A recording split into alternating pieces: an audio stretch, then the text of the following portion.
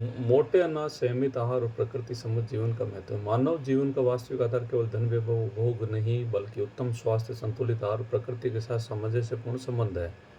आज मनुष्य का स्वाद, दिखावे और बाजारवाद की चमक में इतना उलझ गया कि उसने अपने पारंपरिक पौष्टिक और सरल भोजन को लगभग भुला दिया। यही कारण है मधुमेह, मोटापा, रक्तचाप, अपच, हृदय रोग और मानसिक तनाव जैसी समस्याएं तेजी से बढ़ रही है। ऐसे समय मोटे अनाज जैसे ज्वार, बाजरा, मक्का, चना, मूंग, मोट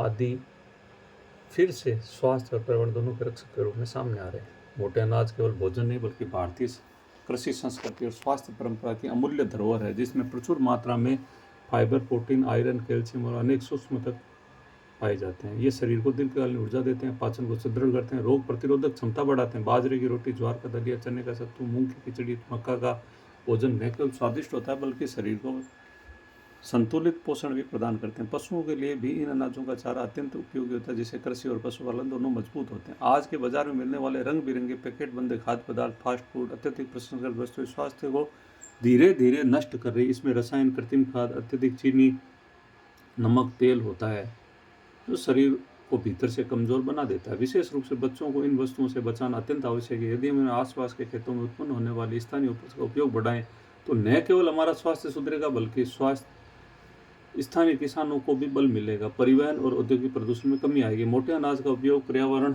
संरक्षण से भी जुड़ा हुआ। इन फसलों में कम पानी की आवश्यकता होती है, रासायनिक खादों पर निर्भरता कम रहती है, कठोर जलवायु में भी आसानी से उग जाती है, इसलिए उनका उत्पादन प्रकृति पर अत्यधिक दबाव नहीं डालता। इसके विरुद्ध अत्यधिक उपभोग और फैक्ट्री आधारित खाद्य संस्कृति प्राकृतिक संसाधनों को तेजी से विनाश कर रही है। मनुष्य अधिक पाने और अधिक खाने की प्रवृत्ति पर्यावरण संकट का सबसे बड़ा कारण बन चुकी है। आहार का मूल उद्देश्य शरीर को स्वस्थ रखना है, प्रदर्शन करना नहीं है। आज भोजन भी दिखावे और प्रतिष्ठा का माध्यम बनता जा रहा है, जबकि भोजन अत्यंत व्यक्तिगत और संयमपूर्ण विषय है। जितनी आवश्यकता उतना ही खाना चाहिए। अत्यधिक भोजन अंततः अपच, आलस्य और रोगों को जन्म देता है। इसी प्रकार अनावश्यक उपवास भी शरीर को कमजोर करता है। संतुलन ही स्वास्थ्य का आधार है।